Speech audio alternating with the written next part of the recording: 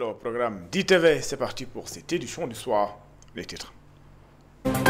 Affaire la dette cachée, les avocats de l'ancien président Macky Sall dénoncent l'absence du gouvernement en place. De cette affaire, selon eux, ils n'ont toujours pas reçu le pré-rapport de la Cour des comptes et celui du cabinet Mazars est invisible. L'Union des syndicats autonomes du Sénégal alerte sur les difficultés d'accès au financement des femmes et le taux d'emprunt élevé. Ses membres estiment que cela freine l'autonomisation des femmes et entendent proposer des solutions pour améliorer leurs conditions de vie.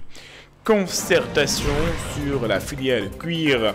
Le ministère de l'Industrie et du Commerce va renforcer son accompagnement pour garantir un développement du secteur. Plusieurs échanges ont été faits avec les acteurs pour booster le secteur.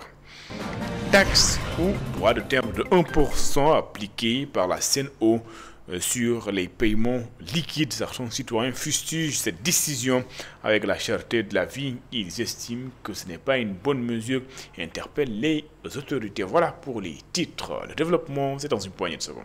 Bienvenue. Affaire de la dette cachée. Les avocats de l'ancien président Macky Sall dénoncent l'absence de transparence autour de cette affaire. Maître Pierre-Olivier Sur et compagnie estiment qu'ils n'ont toujours pas reçu le pré-rapport de la Cour des comptes, celui de l'Inspection générale des finances et le rapport du cabinet Forvis Mazars. Selon eux, le Sénégal fait face à un dossier caché et non une dette cachée. Maître Pierre-Olivier Sur, avocat de l'ancien président Macky Sall, est au micro de Mohamed Moustapha Mboup et de Cheikh Ahmed Tidiane Diouf. Respect bien sûr du gouvernement en place, du président de la République, du Premier ministre et des institutions qui nous dirigent, qui vous dirigent et sous les instructions desquelles finalement je me trouve lorsque je suis au Sénégal. Nous sommes tous des légalistes. Ceci ayant été dit, vous venez ici à ce point presse pour parler d'un dossier, d'un sujet qu'on vous a présenté sous un titre qui claque, le titre de la dette cachée. Et moi je vais me permettre de vous dire que le vrai sujet, c'est celui des rapports cachés. Les rapports cachés qui disent que la dette était cachée.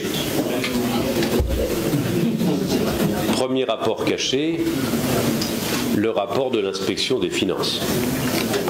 Vous le savez, Macky Sall, en 2012, juillet 2012, décembre 2012, a pris une loi de transposition des règles supra-sénégalaises, africaines, selon lesquelles la transparence devait s'imposer dans la gestion et la continuité de la gestion des équipes au pouvoir.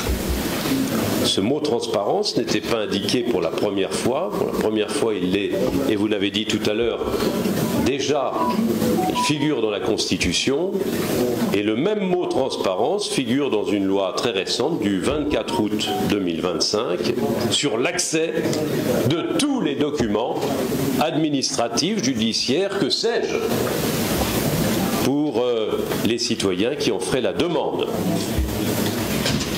Eh bien, le rapport de l'inspection des finances, qui est le premier à allumer le feu aux poudres, qui est le premier à faire parler d'aide cachée. Ce rapport est caché. Nul d'entre vous ne peut nous indiquer l'avoir eu entre ses mains. Et pourtant, vous êtes la presse, vous êtes la garantie de la transparence, la garantie de la démocratie, c'est vous. Nous, juristes, on passe après. On l'a demandé, on ne l'a pas eu. Atelier de partage avec les acteurs de la filière cuir.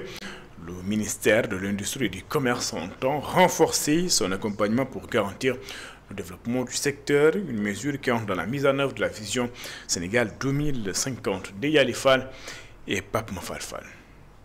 Une rencontre d'échange et de partage d'expériences afin de valoriser les acquis et de renforcer le développement de la filière cuir peau, l'une des 19 filières stratégiques de l'agenda 2050. Nous avons aujourd'hui réuni l'ensemble des acteurs de l'écosystème de la filière peau et cuir pour échanger sur les expériences pratiques en matière de promotion et de valorisation de la filière peau et cuir.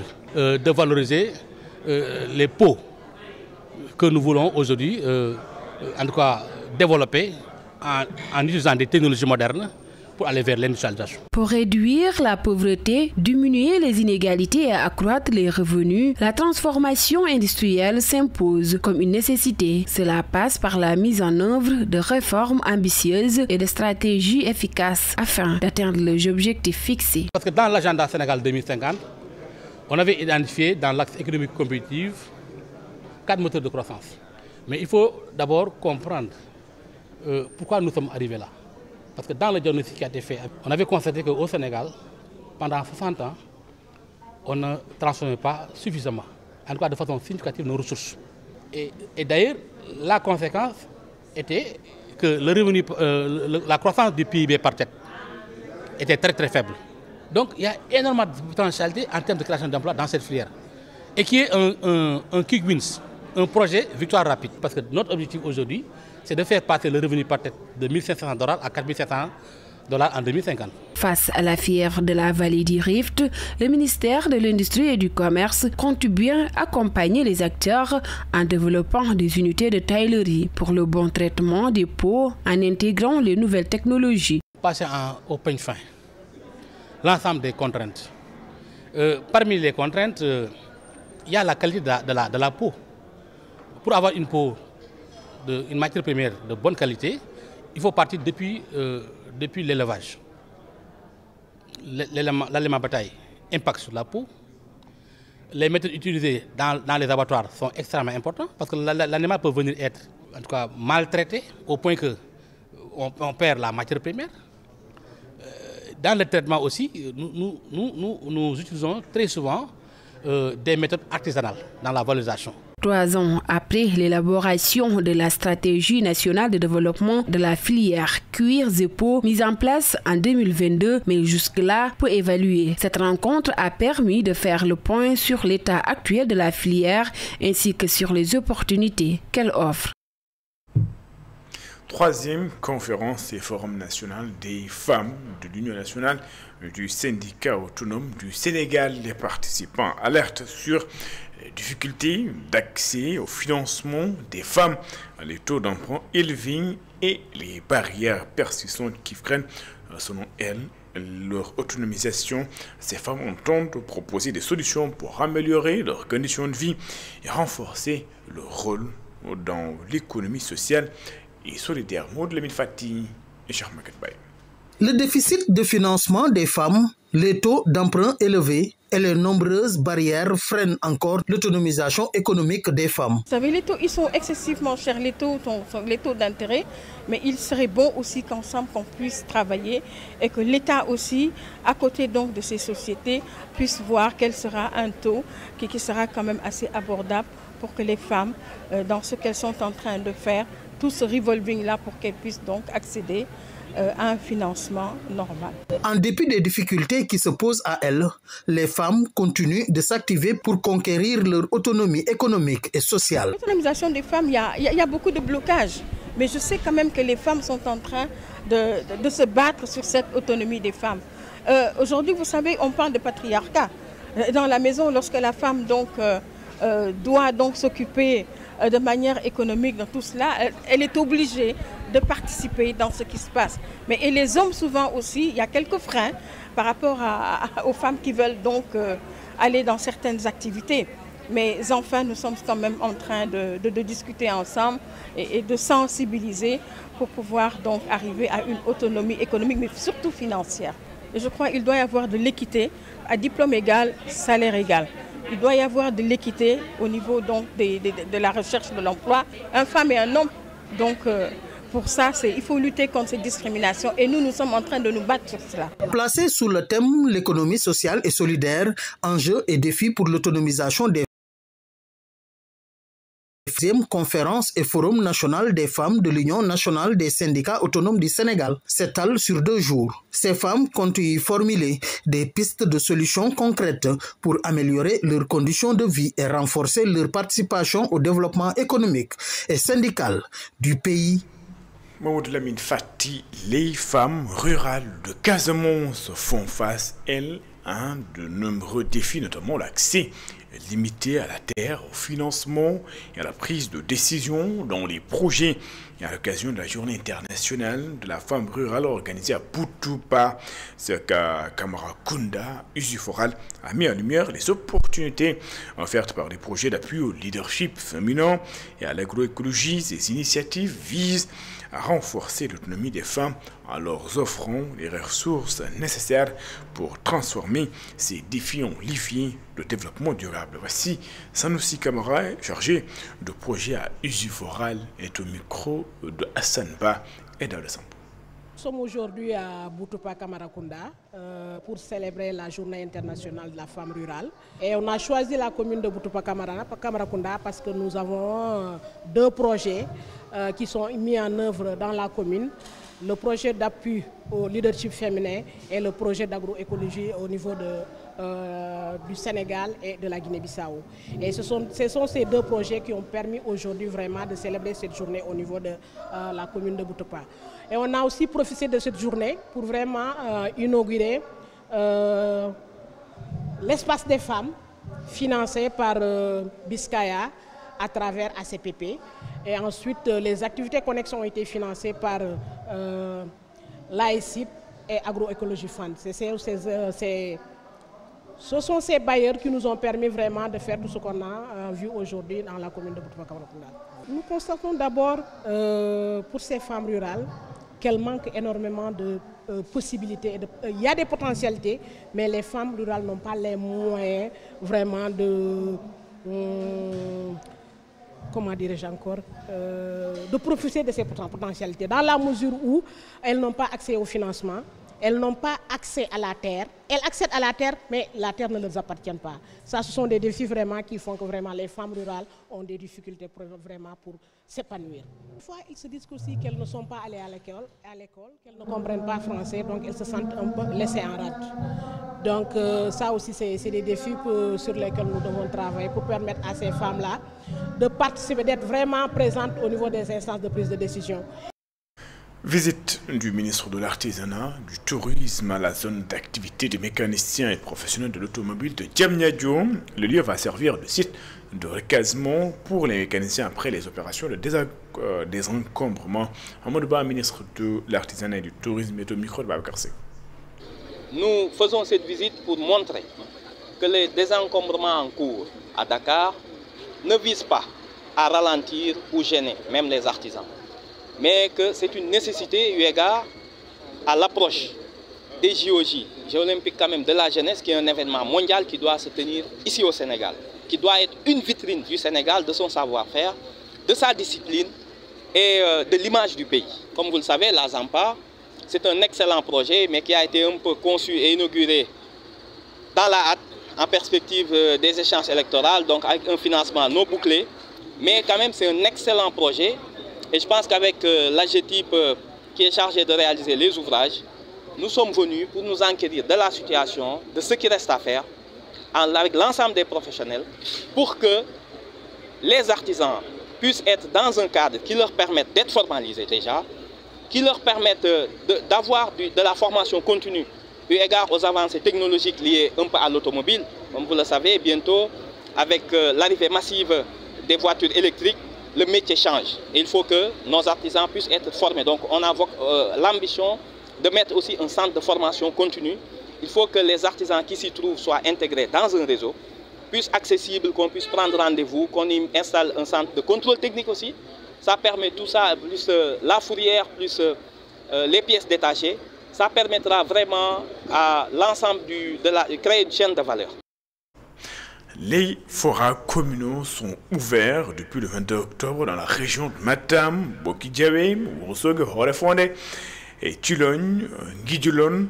On démarré donc avec des ateliers de formation avec des élus locaux, acteurs du système éducatif, entre autres objectifs améliorer le niveau des élèves en mathématiques. Amadou Martialou.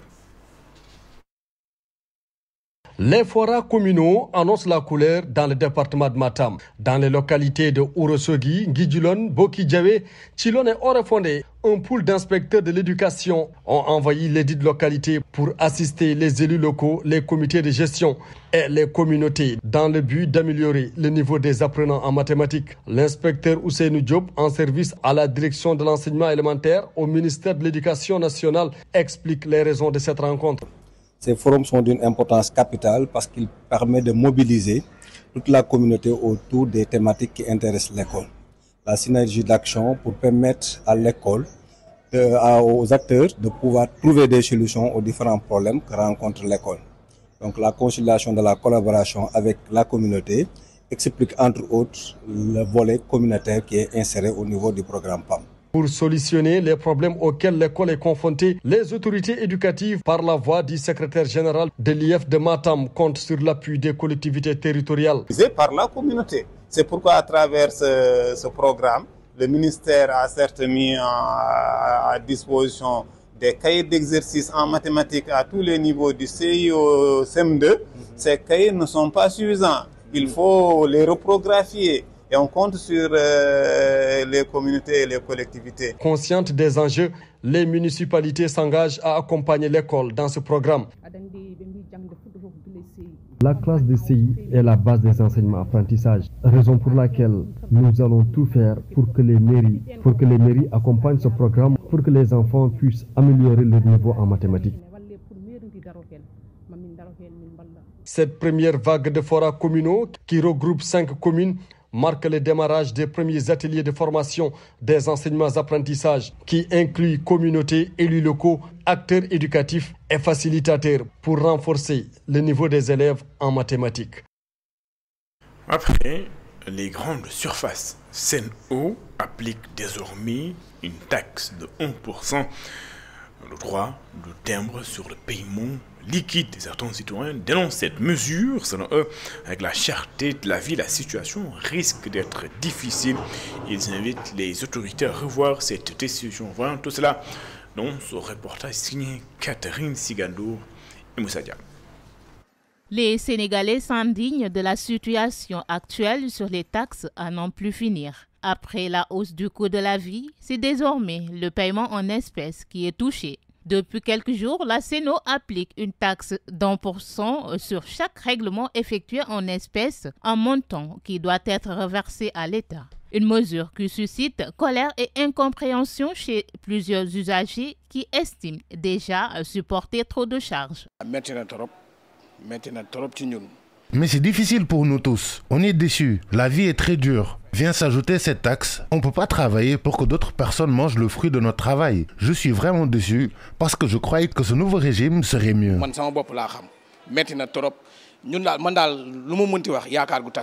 La vie est devenue beaucoup plus chère. L'État devrait nous aider, mais au contraire, il nous enfonce, déplore ce jeune homme. L'État doit aider la population. Le pays va de mal en pis. L'État connaît tous les problèmes que rencontre la population. Donc il doit faire son possible pour remédier à tout ça. Même son de cloche chez ce père de famille qui estime que les pauvres deviennent de plus en plus pauvres. La vie est dure dans tous les sens. Les pauvres deviennent de plus en plus pauvres. Dans un pays où la vie devient un combat, le riz, l'eau et autres sont ceux avec quoi on vit. Donc l'État doit nous aider. On a voté pour ce régime parce qu'on avait confiance en eux.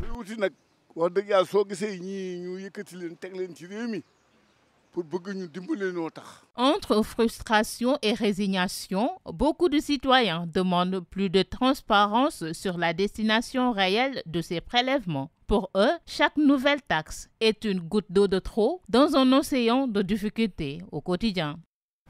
Clôture des activités de Nawetan à Dinguiraye, le président du mouvement citoyen pour le développement a profité du moment pour attirer l'attention des autorités sur les difficultés auxquelles font face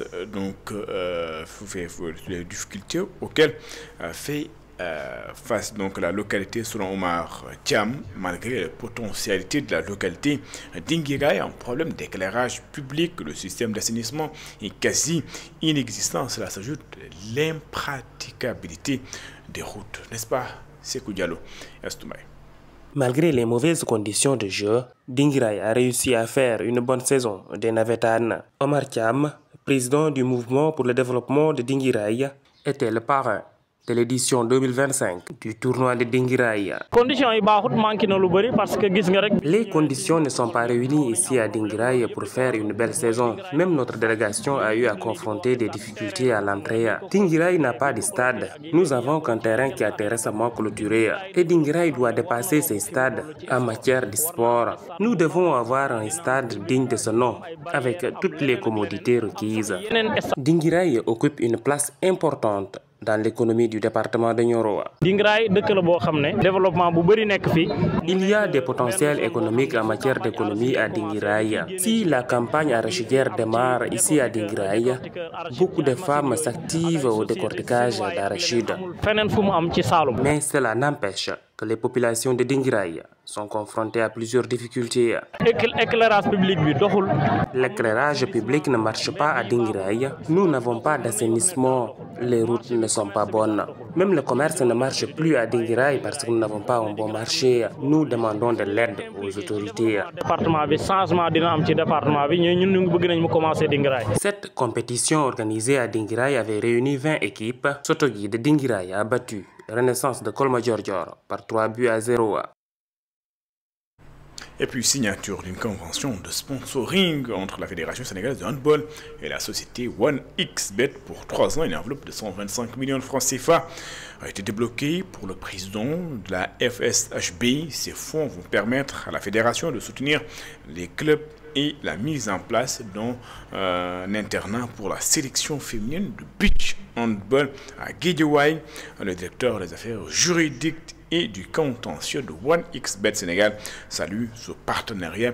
Il le considère comme une contribution concrète au développement du sport. Catherine Sigandour, Tidjansi et Barasso. Après le football et le basket, la société 1xBet, dans sa vision de soutenir le sport de manière globale, a décaissé une enveloppe de 125 millions pour accompagner la Fédération sénégalaise de handball. Cet appui s'inscrit, selon le directeur juridique de 1xBet, Sidi Baham Thiam, dans une dynamique de participer au rayonnement du sport sénégalais. Malgré la défaillance ou bien la carence communicationnelle qui caractérise son fonctionnement, est une discipline sportive qui a engrangé des avancées sur le plan national, continental et international. Et du point de vue aussi de sa trajectoire et de sa caractéristique fondamentale, c'est la discipline, je dirais, la plus démocratique au Sénégal. C'est la raison pour laquelle aujourd'hui, c'est avec beaucoup de fierté qu'on a scellé ce partenariat qui s'inscrit dans une durée de 3 ans. Sur la différence du montant octroyé par rapport aux autres fédérations, le directeur juridique assure que plusieurs efforts ont été consentis pour arriver à cette signature de convention. Vous savez, chaque dossier administratif dans une entreprise a sa spécificité. Il n'est pas, c'est pas une question de disparité ou bien de différenciation entre les deux disciplines qui explique la différence des enveloppes. Vous pouvez en être sûr, avec la fédération, on a mené des négociations et on a quand même fait des efforts. Je ne vais pas entrer dans les détails, mais on a quand même fait des efforts malgré les quelques contraintes de trésorerie qu'on rencontre en notre sein pour libérer cette enveloppe de 125 millions. Après une longue négociation, le président de la Fédération sénégalaise de handball, Seydou Diouf, se réjouit de cette signature de convention avec 1xBet. Il nous appartient en tant que structure fédérale d'aller aussi nouer des partenariats en dehors de l'État pour essayer d'engranger des ressources supplémentaires. C'est ce que nous faisons aujourd'hui avec une société de renom une société qui a fini de marquer ses empreintes à l'échelon du sport mondial avec OneXBet. C'est un partenariat fruit d'une négociation très longue, très dure, mais comme nous l'avons compris, c'est un premier partenariat. C'est un premier partenariat qui est appelé à s'incruster dans le marbre, à être dans la durée.